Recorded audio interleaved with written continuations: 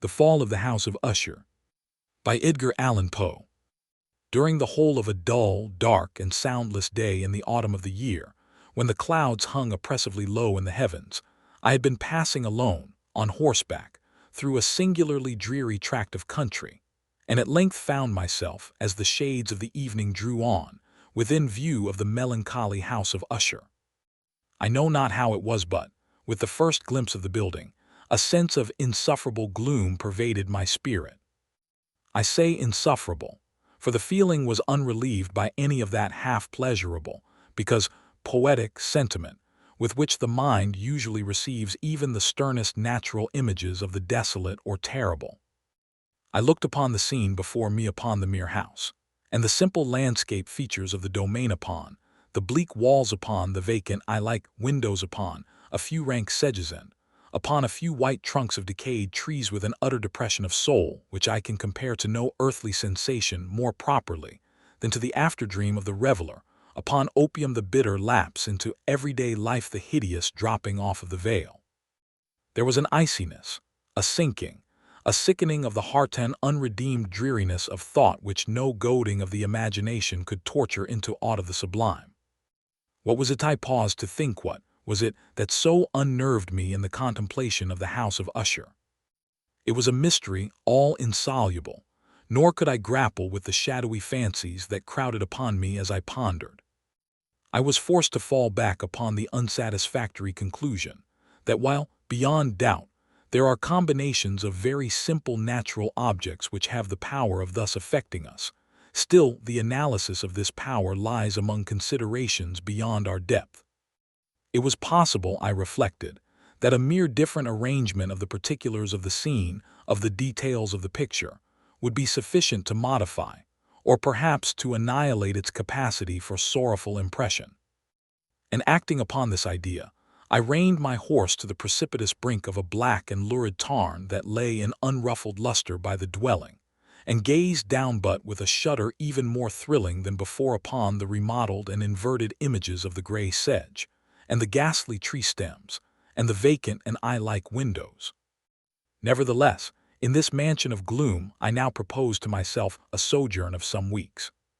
Its proprietor, Roderick Usher, had been one of my boon companions in boyhood, but many years had elapsed since our last meeting. A letter, however, had lately reached me in a distant part of the country, a letter from him which, in its wildly importunate nature, had admitted of no other than a personal reply. The MS gave evidence of nervous agitation. The writer spoke of acute bodily illness, of a mental disorder which oppressed him, and of an earnest desire to see me, as his best, and indeed his only personal friend, with a view of attempting, by the cheerfulness of my society, some alleviation of his malady. It was the manner in which all this, and much more, was said, it was the apparent heart that went with his request, which allowed me no room for hesitation, and I accordingly obeyed forthwith what I still considered a very singular summons. Although, as boys, we had been even intimate associates, yet I really knew little of my friend. His reserve had been always excessive and habitual. I was aware, however, that his very ancient family had been noted, time out of mind, for a peculiar sensibility of temperament, displaying itself, through long ages, in many works of exalted art, and manifested, of late, in repeated deeds of munificent yet unobtrusive charity, as well as in a passionate devotion to the intricacies, perhaps even more than to the orthodox and easily recognizable beauties of musical science. I had learned, too, the very remarkable fact that the stem of the Usher race, all time-honored as it was, had put forth, at no period, any enduring branch. In other words, that the entire family lay in the direct line of descent, and had always, with very trifling and very temporary variation, so lain. It was this deficiency, I considered, while running over in thought the perfect keeping of the character of the premises with the accredited character of the people, and while speculating upon the possible influence which the one, in the long lapse of centuries, might have exercised upon the other, it was this deficiency, perhaps, of collateral issue, and the consequent undeviating transmission from sire to son of the patrimony with the name, which had, at length, so identified the two as to merge the original title of the estate in the quaint and equivocal appellation of the House of Usher, an appellation which seemed to include, in the minds of the peasantry who used it, both the family and the family mansion. I have said that the sole effect of my somewhat childish experiment, that of looking down within the tarn, had been to deepen the first singular impression. There can be no doubt that the consciousness of the rapid increase of my superstition for, why should I not so term it, served mainly to accelerate the increase itself. Such, I have long known, is the paradoxical law of all sentiments having terror as a basis. And it might have been for this reason only that, when I again uplifted my eyes to the house itself, from its image in the pool, there grew in my mind a strange fancy, a fancy so ridiculous, indeed, that I but mention it to show the vivid force of the sensations which oppressed me. I had so worked upon my imagination as really to believe that about the whole mansion and domain there hung an atmosphere peculiar to themselves and their immediate vicinity, an atmosphere which had no affinity with the air of heaven, but which had reeked up from the decayed trees, and the gray wall, and the silent tarn, a pestilent and mystic vapor, dull, sluggish, faintly discernible and leaden-hued. Shaking off from my spirit what must have been a dream, I scanned more narrowly the real aspect of the building. Its principal feature seemed to be that of an excessive antiquity. The discoloration of ages had been great. Minute fungi overspread the whole exterior, hanging in a fine tangled webwork from the eaves. Yet all this was apart from any extraordinary dilapidation. No portion of the masonry had fallen, and there appeared to be a wild inconsistency between its still perfect adaptation of parts and the crumbling condition of the individual stones. In this there was much that reminded me of the specious totality of old woodwork which has rotted for long years in some neglected vault, with no disturbance from the breath of the external air. Beyond this indication of extensive decay, however, the fabric gave little token of instability. Perhaps the eye of a scrutinizing observer might have discovered a barely perceptible fissure, which, extending from the roof of the building in front, made its way down the wall in a zigzag direction, until it became lost in the sullen waters of the tarn. Noticing these things, I rode over a short causeway to the house. A servant in waiting took my horse, and I entered the Gothic archway of the hall. A valet of stealthy step thence conducted me, in silence, through many dark and intricate passages in my progress to the studio of his master. Much that I encountered on the way contributed, I know not how, to heighten the vague sentiments of which I have already spoken. While the objects around me, while the carvings of the ceilings, the somber tapestries of the walls, the ebony blackness of the floors, and the phantasmagoric armorial trophies which rattled as I strode, were but matters to which, or to such as which, I had been accustomed from my infancy, while I hesitated not to acknowledge how familiar was all this, I still wondered to find how unfamiliar were the fancies which ordinary images were stirring up. On one of the staircases, I met the physician of the family. His countenance, I thought, wore a mingled expression of low cunning and perplexity. He accosted me with trepidation and passed on. The valet now threw open a door and ushered me into the presence of his master. The room in which I found myself was very large and lofty. The windows were long, narrow, and pointed, and at so vast a distance from the black oaken floor as to be altogether inaccessible from within. Feeble gleams of encrimsoned light made their way through the trellised panes, and served to render sufficiently distinct the more prominent objects around. The eye, however, struggled in vain to reach the remoter angles of the chamber, or the recesses of the vaulted and fretted ceiling. Dark draperies hung upon the walls. The general furniture was profuse, comfortless, antique, and tattered. Many books and musical instruments lay scattered about, but failed to give any vitality to the scene. I felt that I breathed an atmosphere of sorrow. An air of stern, deep, and irredeemable gloom hung over and pervaded all. Upon my entrance, Usher rose from a sofa on which he had been lying at full length, and greeted me with a vivacious warmth which had much in it, I at first thought, of an overdone cordiality, of the constrained effort of the ennuyé man of the world. A glance, however, at his countenance convinced me of his perfect sincerity. We sat down, and for some moments while he spoke not, I gazed upon him with a feeling half of pity, half of awe. Surely man had never before so terribly altered, in so brief a period, as had Roderick Usher. It was with difficulty that I could bring myself to admit the identity of the man being before me with the companion of my early boyhood. Yet the character of his face had been at all times remarkable. A cadaverousness of complexion, an eye large, liquid, and luminous beyond comparison, lips somewhat thin and very pallid, but of a surpassingly beautiful curve, a nose of a delicate Hebrew model, but with a breadth of nostril unusual in similar formations, a finely molded chin, speaking in its want of prominence of a want of moral energy, hair of a more than web-like softness and tenuity. These features, with an inordinate expansion above the regions of the temple, made up altogether a countenance not easily to be forgotten. And now in the mere exaggeration of the prevailing character of these features, and of the expression they were wont to convey, lay so much of change that I doubted to whom I spoke. The now ghastly pallor of the skin, and the now miraculous luster of the eye, above all things startled and even awed me.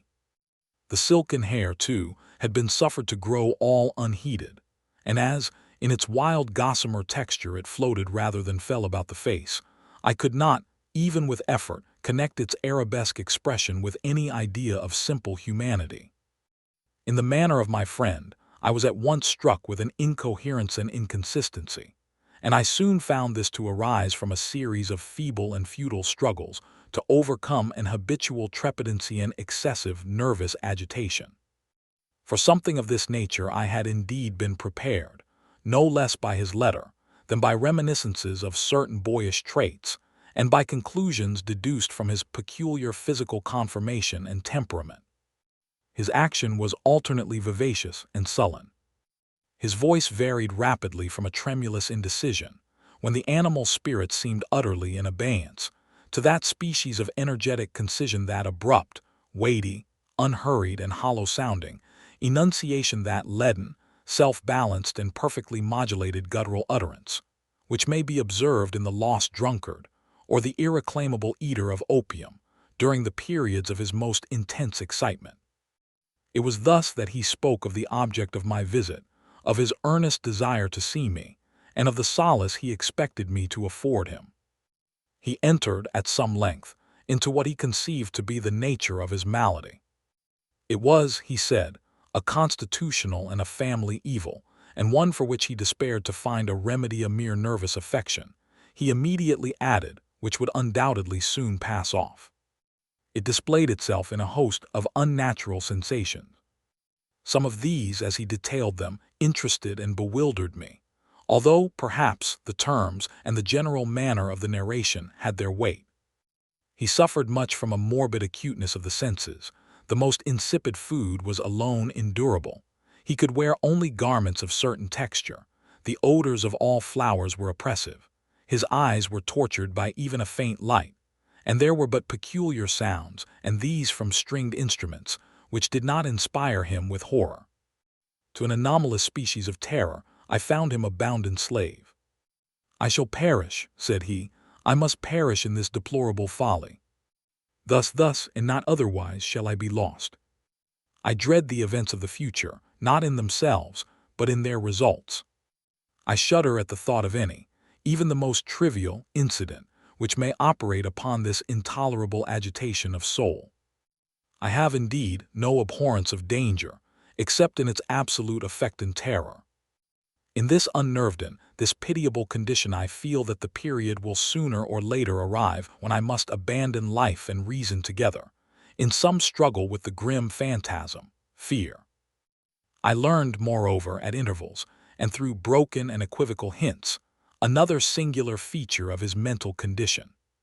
He was enchained by certain superstitious impressions in regard to the dwelling which he tenanted, and whence, for many years, he had never ventured forth in regard to an influence whose supposititious force was conveyed in terms too shadowy here to be restated, an influence which some peculiarities in the mere form and substance of his family mansion had, by dint of long sufferance, he said, obtained over his spirit an effect which the physique of the grey walls and turrets, and of the dim tarn into which they all looked down, had at length brought about upon the morale of his existence.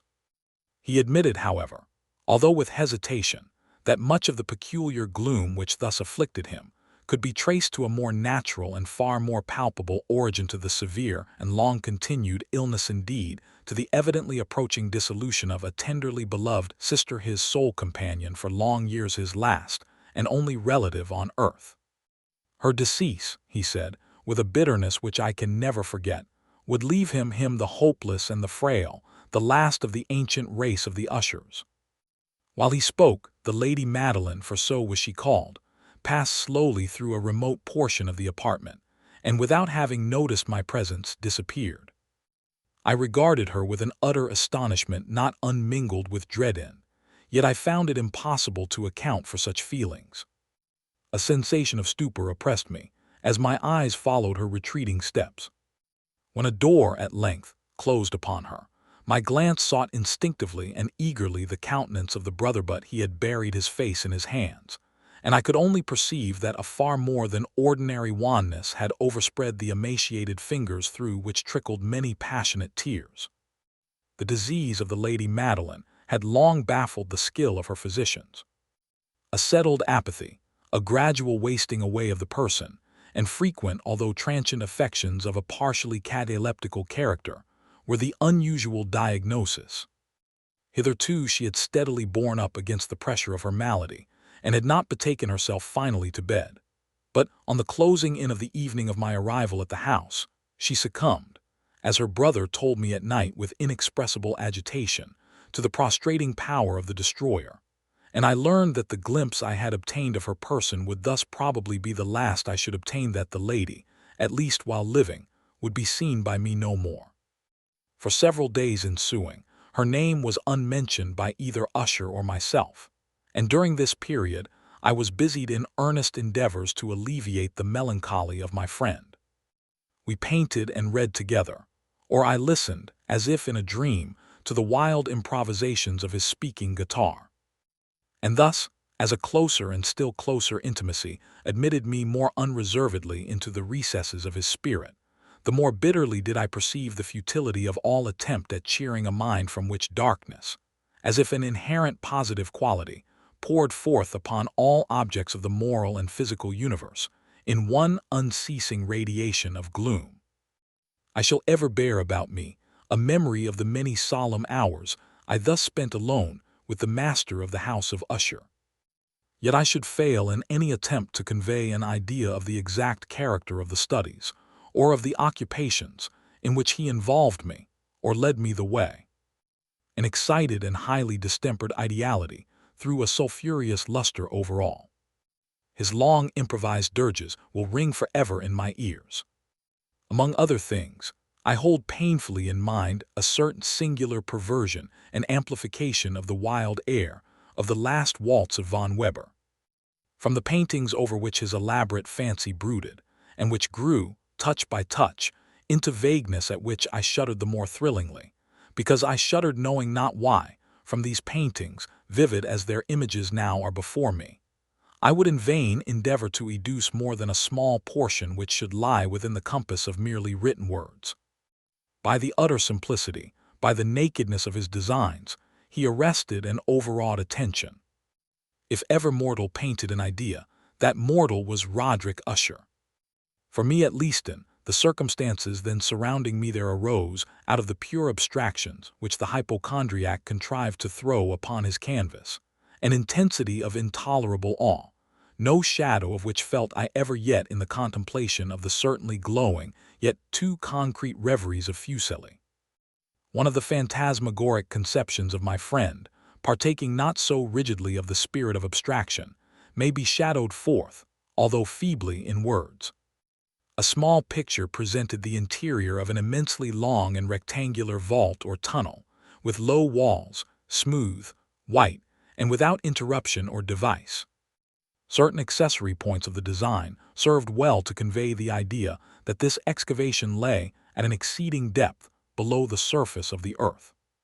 No outlet was observed in any portion of its vast extent, and no torch or other artificial source of light was discernible. Yet a flood of intense rays rolled throughout, and bathed the whole in a ghastly and inappropriate splendor. I have just spoken of that morbid condition of the auditory nerve, which rendered all music intolerable to the sufferer, with the exception of certain effects of stringed instruments. It was, perhaps, the narrow limits to which he thus confined himself upon the guitar, which gave birth, in great measure, to the fantastic character of the performances. But the fervid facility of his impromptus could not be so accounted for. They must have been, and were, in the notes, as well as in the words of his wild fantasias, for he not unfrequently accompanied himself with rhymed verbal improvisations, the result of that intense mental collectedness and concentration to which I have previously alluded as observable only in particular moments of the highest artificial excitement. The words of one of these rhapsodies I have easily remembered. I was perhaps the more forcibly impressed with it, as he gave it, because, in the under or mystic current of its meaning, I fancied that I perceived, and for the first time, a full consciousness on the part of Usher, of the tottering of his lofty reason upon her throne. The verses, which were entitled The Haunted Palace, ran very nearly, if not accurately, thus. 1. In the greenest of our valleys, by good angels tenanted, once a fair and stately palace, radiant palace reared its head. In the monarch thought's dominion, it stood there, never seraph spread opinion, over fabric half so fair. 2. Banners yellow, glorious, golden, on its roof did float and flow. All this was in the olden time long ago, and every gentle air that dallied, in that sweet day, along the ramparts plumed and pallid, a winged odor went away. 3. Wanderers in that happy valley, through 2 luminous windows saw spirits moving musically to a lute's well-tuned law, round about a throne where sitting Porphyrogene, in state his glory well befitting, the ruler of the realm was seen. 4. And all with pearl and ruby glowing was the fair palace door, through which came flowing, and sparkling evermore, a troop of echoes whose sweet duty was but to sing, in voices of surpassing beauty, the wit and wisdom of their king. 5. But evil things, in robes of sorrow, assailed the monarch's high estate. Let us mourn, for never morrow shall dawn upon him desolate, and round about his home the glory that blushed and bloomed is but a dim remembered story of the old time entombed. 6. And travelers now within that valley, through the red-lit windows see vast forms that move fantastically to a discordant melody, while like a rapid ghastly river, through the pale door, a hideous throng rush out forever, and laugh but smile no more. I well remember that suggestions arising from this ballad led us into a train of thought wherein there became manifest an opinion of Usher's which I mention not so much on account of its novelty, for other men have thought thus, as on account of the pertinacity with which he maintained it.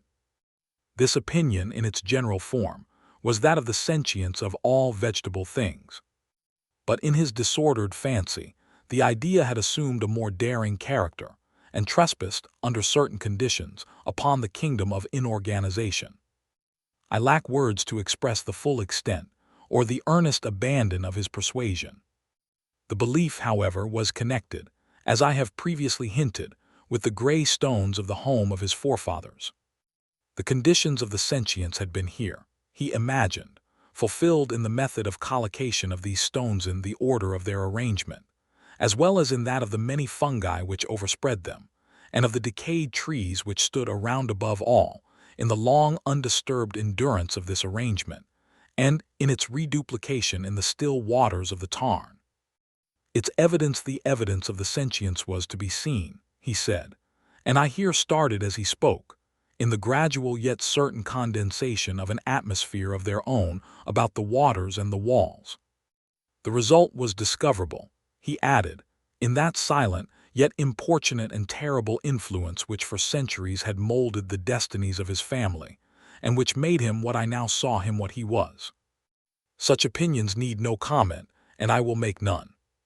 Our books, the books which, for years, had formed no small portion of the mental existence of the invalid were, as might be supposed, in strict keeping with this character of phantasm. We pored together over such works as the Ververt et Chartreuse of Gresset, the Belphegor of Machiavelli, the Heaven and Hell of Swedenborg, the Subterranean Voyage of Nicholas Klim by Hallberg, the Chiromancy of Robert Flude, of Jean d'Indagen and of de la Chambre, the Journey into the Blue Distance of Tyche, and the City of the Sun by Campanella. One favorite volume was a small octavo edition of the Directorium Inquisitorum by the Dominican Aymeric de Giern, and there were passages in Pomponius Mela about the old African satyrs and Egipans, over which Usher would sit dreaming for hours. His chief delight, however, was found in the perusal of an exceedingly rare and curious book, in quarto Gothic, the manual of a forgotten church, the Vigiliae Mortuorum Secundum Coram Ecclesiae Magentini. I could not help thinking of the wild ritual of this work, and of its probable influence upon the hypochondriac, when, one evening, having informed me abruptly that the Lady Madeline was no more, he stated his intention of preserving her corpse for a fortnight, previously to its final interment, in one of the numerous vaults within the main walls of the building. The worldly reason, however, assigned for this singular proceeding was one which I did not feel at liberty to dispute. The brother had been led to his resolution, so he told me, by consideration of the unusual character of the malady of the deceased, of certain obtrusive and eager inquiries on the part of her medical men, and of the remote and exposed situation of the burial ground of the family. I will not deny that when I called to mind the sinister countenance of the person whom I met upon the staircase, on the day of my arrival at the house, I had no desire to oppose what I regarded as at best but a harmless, and by no means an unnatural, precaution. At the request of Usher, I personally aided him in the arrangements for the temporary entombment. The body having been encoffined, we two alone bore it to its rest. The vault in which we placed it, and which had been so long unopened that our torches, half smothered in its oppressive atmosphere, gave us little opportunity for investigation, was small, damp, and entirely without means of admission for light, lying at great depth immediately beneath that portion of the building in which was my own sleeping apartment. It had been used, apparently in remote feudal times, for the worst purposes of a donjon keep, and in later days as a place of deposit for powder, or some other highly combustible substance, as a portion of its floor and the whole interior of a long archway through which we reached it were carefully sheathed with copper. The door of massive iron had been also similarly protected. Its immense weight caused an unusually sharp grating sound as it moved upon its hinges.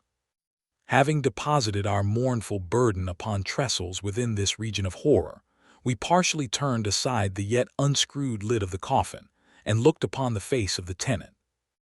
A striking similitude between the brother and sister now first arrested my attention, and Usher, divining, perhaps, my thoughts, murmured out some few words from which I learned that the deceased and himself had been twins, and that sympathies of a scarcely intelligible nature had always existed between them. Our glances, however, rested not long upon the dead, for we could not regard her unawed. The disease which had thus entombed the lady in the maturity of youth had left, as usual in all maladies of a strictly cataleptical character, the mockery of a faint blush upon the bosom and the face, and that suspiciously lingering smile upon the lip which is so terrible in death. We replaced and screwed down the lid, and having secured the door of iron, made our way, with toil, into the scarcely less gloomy apartments of the upper portion of the house. And now, some days of bitter grief having elapsed, an observable change came over the features of the mental disorder of my friend. His ordinary manner had vanished. His ordinary occupations were neglected or forgotten. He roamed from chamber to chamber with hurried, unequal, and objectless step. The pallor of his countenance had assumed, if possible, a more ghastly hue, but the luminousness of his eye had utterly gone out. The once occasional huskiness of his tone was heard no more, and a tremulous quaver, as if of extreme terror, habitually characterized his utterance. There were times, indeed, when I thought his unceasingly agitated mind was laboring with some oppressive secret, to divulge which he struggled for the necessary courage. At times, again, I was obliged to resolve all into the mere inexplicable vagaries of madness, for I beheld him gazing upon vacancy for long hours, in an attitude of the profoundest attention, as if listening to some imaginary sound. It was no wonder that his condition terrified, that it infected me. I felt creeping upon me, by slow yet certain degrees, the wild influences of his own fantastic yet impressive superstitions. It was especially upon retiring to bed late in the night of the 7th or 8th day after the placing of the Lady Madeline within the donjon that I experienced the full power of such feelings. Sleep came not near my couch while the hours waned and waned away. I struggled to reason off the nervousness which had dominion over me. I endeavored to believe that much, if not all of what I felt, was due to the bewildering influence of the gloomy furniture of the room, of the dark and tattered draperies, which, tortured into motion by the breath of a rising tempest, swayed fitfully to and fro upon the walls, and rustled uneasily about the decorations of the bed. But my efforts were fruitless. An irrepressible tremor gradually pervaded my frame, and at length there sat upon my very heart an incubus of utterly causeless alarm. Shaking this off with a gasp and a struggle, I uplifted myself upon the pillows, and peering earnestly within the intense darkness of the chamber, hearkened I know not why, except that an instinctive spirit prompted me to certain low and indefinite sounds which came, through the pauses of the storm, at long intervals, I knew not whence. Overpowered by an intense sentiment of horror, unaccountable yet unendurable, I threw on my clothes with haste, for I felt that I should sleep no more during the night, and endeavored to arouse myself from the pitiable condition into which I had fallen, by pacing rapidly to and fro through the apartment. I had taken but few turns in this manner, when a light step on an adjoining staircase arrested my attention. I presently recognized it as that of Usher. In an instant afterwards he rapped, with a gentle touch, at my door and entered, bearing a lamp. His countenance was, as usual, cadaverously wan, but, moreover, there was a species of mad hilarity in his eyes and evidently restrained hysteria in his whole demeanor. His air appalled me, but anything was preferable to the solitude which I had so long endured, and I even welcomed his presence as a relief. "And you have not seen it," he said abruptly, after having stared about him for some moments in silence. "You have not then seen it, but stay, you shall." Thus speaking, and having carefully shaded his lamp, he hurried to one of the casements, and threw it freely open to the storm. The impetuous fury of the entering gust nearly lifted us from our feet. It was, indeed, a tempestuous yet sternly beautiful night, and one wildly singular in its terror and its beauty. A whirlwind had apparently collected its force in our vicinity, for there were frequent and violent alterations in the direction of the wind, and the exceeding density of the clouds, which hung so low as to press upon the turrets of the house, did not prevent our perceiving the lifelike velocity with which they flew careering from all points against each other, without passing away into the distance. I say that even their exceeding density did not prevent our perceiving this yet. We had no glimpse of the moon or stars, nor was there any flashing forth of the lightning. But the under surfaces of the huge masses of agitated vapor, as well as all terrestrial objects immediately around us, were glowing in the unnatural light of a faintly luminous and distinctly visible gaseous exhalation which hung about and enshrouded the mansion. You shall not behold this," said I shudderingly to Usher as I led him with a gentle violence from the window to a seat. "These appearances, which bewilder you, are merely electrical phenomena, not uncommon, or it may be that they have their ghastly origin in the rank miasma of the tarn. Let us close this casement. The air is chilling and dangerous to your frame. Here is one of your favorite romances. I will read, and you shall listen, and so we will pass away this terrible night together." The antique volume which I had taken up was The Mad Tryst of Sir Launcelot Canning, but I had called it a favorite of Usher's more in sad jest than in earnest. For, in truth, there is little in its uncouth and unimaginative prolixity which could have had interest for the lofty and spiritual ideality of my friend.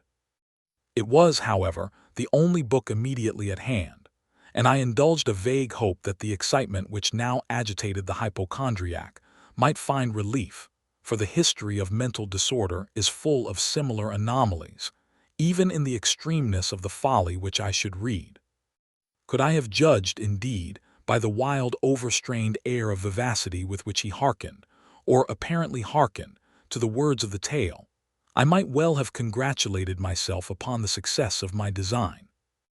I had arrived at that well-known portion of the story where Ethelred, the hero of the tryst, having sought in vain for peaceable admission into the dwelling of the hermit, proceeds to make good an entrance by force.